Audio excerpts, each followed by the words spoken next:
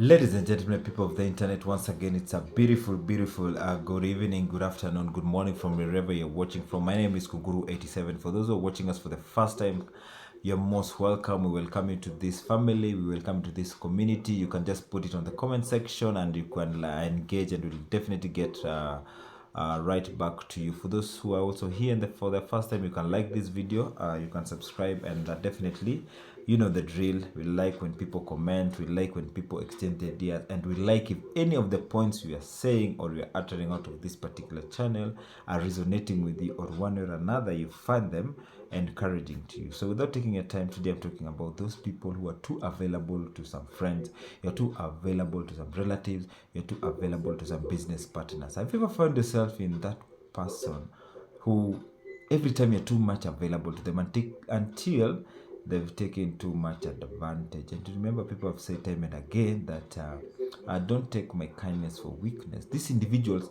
have made it a habit that you're usually there for them, even without you accepting. They already know you'll come through for them. Be it it's birthdays, be it you guys are going for your club meetings, be it you guys people are going for a club parties outside there. They usually, for to some extent, think that you'll be appearing to them. For those ladies, you're going for your merry-go-round or you're going for your chamas, to some extent these individuals have that mentality and thought that, you know what, so and so will definitely be there, or they'll avail themselves. So without taking much of your time today, I'm going to just handle 5 instances which, if you stop being too much available to individuals who are not even your spouses, you'll end up saving a lot. So number one is what we call emotional attachment. You're being bribed emotionally. Imagine you just feel guilty for not attending someone else's birthday. Have you find yourself like that? Like, you cannot attend their birthday, so you feel too guilty. You cannot attend their wedding, you feel too guilty. You cannot attend their graduation, then you feel yourself like you're guilty. This emotional. Stop putting emotions to cloud the judgment. Those decisions that usually made by emotions many a time end up being the wrong decisions per se. I've said it time and again. I've asked a lot of people. The worst decisions are made when you're emotionally attached to it, because there's some guilt that is killing you. Like, I should attend that graduation. This person, I've schooled with their kid. All our kids go to the same school. We are in the same business flow. We are in the same business community. We are in the same class. We are in the same working environment. No, emotional attachment is very worse, because people take advantage of it. They might end up letting the handshake pass an elbow, and many a times you're the one who usually gets that, because once you've already gone there because you wanted to please them, maybe you never had the funds to go there, maybe you never had the clothing. And for the ladies, you end up buying clothes for this particular event. I do tell people, what's the worst that can happen if you don't attend to that function you guys are going? What's the worst can happen? Your friendship will not lose, and you don't have to explain yourself why you're not even going there. For starters, just tell them that something came up and that's it. Those people who, like, they require that some kind of explanation has to be given to them, they're also doing what we call emotional blackmail. So ladies and gentlemen, people of the internet, make sure you don't become that kind of person. Number two is where you protect your psychic energy. Psychic energy is where you want to go to that event, but you can't. You don't have the morale. There's nothing that is pushing you. Yes, these people are bribing you emotionally, but they've called you. You know what? You're having a branch meeting somewhere where you're going to have ABCD. Maybe it's not in your budget. If you don't have the psyche of going, something should just alert you. Something's not right, because that kind of psyche you're killing in yourself, you can use it elsewhere. Maybe in your spouse, maybe in your family, maybe in your businesses you're trying to do, maybe in your work if you're that person who's in a corporate setting. Psyche, you've heard of people say, today I don't have the psyche of going to work. Today I don't have the psyche of playing football. Today I don't have the psyche of playing this.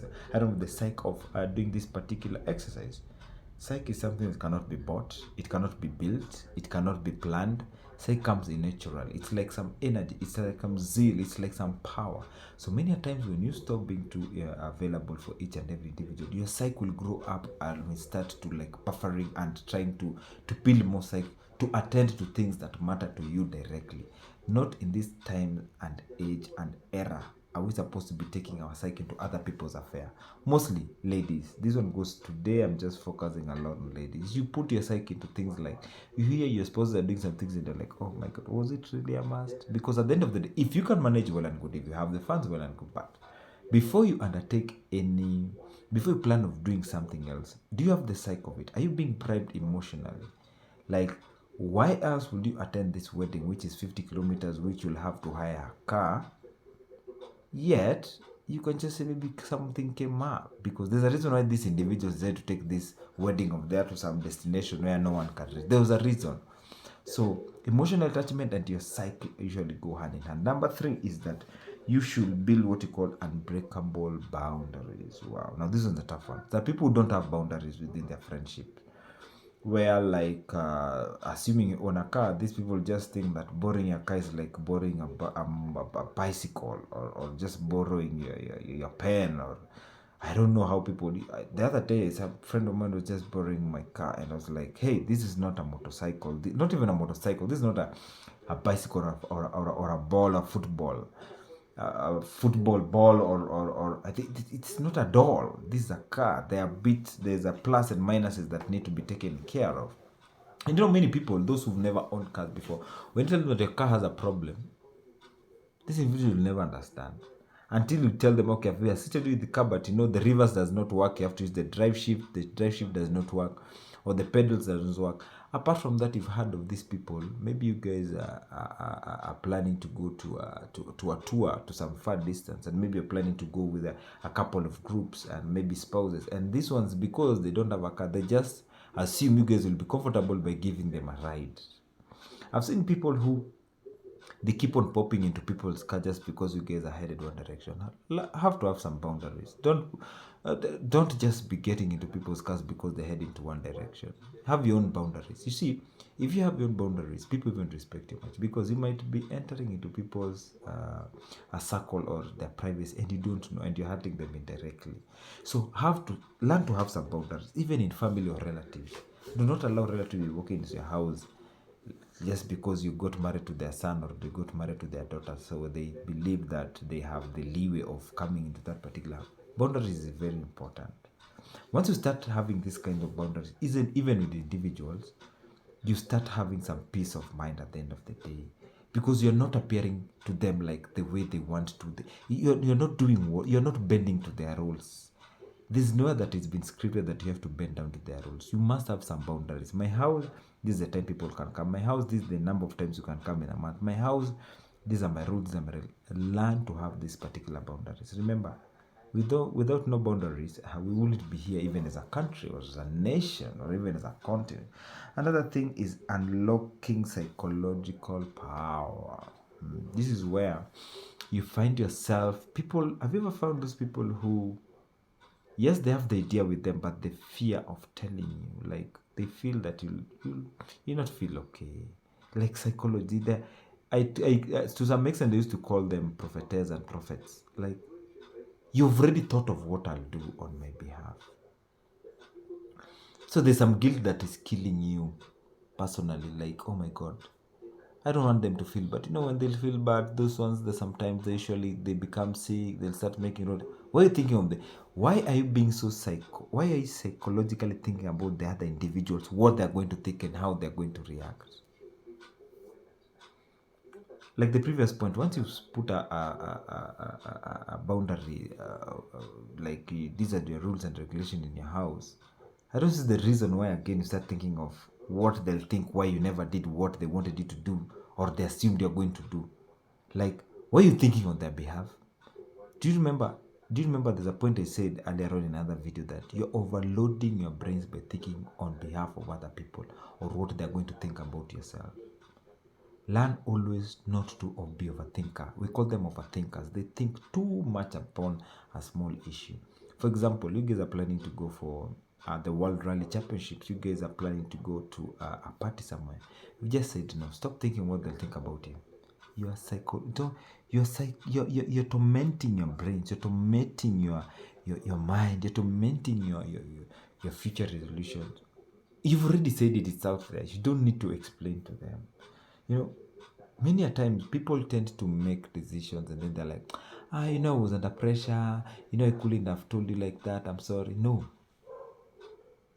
Once you learn to play safe with your mind, once you learn to play safe with with with your thoughts, once you learn to play safe with your boundaries, once you've learned to play with your psyche, everything will just fall into place. You know, a lot of people who you always appear for them when they want you, they tend to assume that you know they'll get hurt, so you can't say no. Have you ever found yourself like that? You can put it on in the comment section, ladies and gentlemen. Like, they know very well you can't say no, so they tell you something because definitely, even if it will hurt you, you'll still accept because maybe one way or another they had assisted you in previous lifetimes or whatever.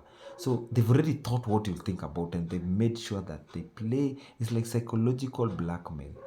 They're sure this individual will never refuse to do for me this because they owe me. It's like they've come to collect their pound of flesh, but they're doing it indirectly. So ladies and gentlemen, people there, always learn to protect that. Last but not least is the magic choice of choosing silence. It's a magic choice. Many times, if you're offended and you don't know to respond or to protect yourself, learn to keep quiet. Big silent people create a lot of volume of awkwardness, or that volume of silence where people don't know what to say, when, how. Like they've asked you, will you come to this party, and you've just told them no, and it ends there. You know, many a times if you end up explaining a particular reason why you're not doing this, or why you're putting these particular boundaries, or why you don't have the psyche to go to school or class, you end up confusing yourself. But have you ever understood when someone says no and they don't give you an explanation? It speaks volume. Is it not because they're sick? Is it not because they don't have the morale or the psyche to attending? Is it not that they're putting their boundaries? Is it not they're saying to annoy you or to make you feel bad? Or is it not because they don't know what to tell you? A normal human being will be left with a million choices until it will come to an extent where they'll say, why no? Like, what's next? Like, you know, why are you not talking to us? Why are you not giving me explanation? They'll be so agitated. Many times I've told people of you guys, people of the internet, that silence speaks lots of volume. You might say, for now I'll keep silent, but I'll answer you once I've already slept over it, or once I've already thought about it, and then I'll come with that. Remember, the very minute you give someone that kind of an answer, like, for now I'll go silent, but I'll have my answer tomorrow, or before the close of business, it helps a lot. So people of the internet, ladies and gentlemen, make sure that you don't become too available to individuals, myself included. Don't become too much available to your internet, to your phones, to these social media sites, because these people are dependent. I'm also dependent of you watching this particular video and subscribing and liking, definitely. But learn to put some boundaries. Learn to say no. Like, you know what? Past 9 p.m., I don't need my phone. Past 8 a.m., I'm just doing my own business. Also to your friends and relatives, and mostly protect your innermost feeling. Protect your mindset evaluation. Remember, human beings can never be satisfied. The more you appear to solve our problems and our needs, the more we'll continue misusing you. That's how we are made, by the way. That's how we are. So many a times, people find themselves doing things that in normal instances or circumstances they can never do them, but simply because either they're being emotionally blackmailed, they don't know to say no, they don't know to put boundaries, or to some extent yes, they don't have that zeal, they don't have that psyche, but to some extent, because money is pulling them, favoritism is pulling them, or relationship, otherwise this is your uncle, this is your dad, this is your mom, they get away with it. So people of the internet, ladies and gentlemen, see you out in the next one. Don't forget to subscribe and like this particular video, and also do comment and share it on the comment section. Check you out in the next one. Peace.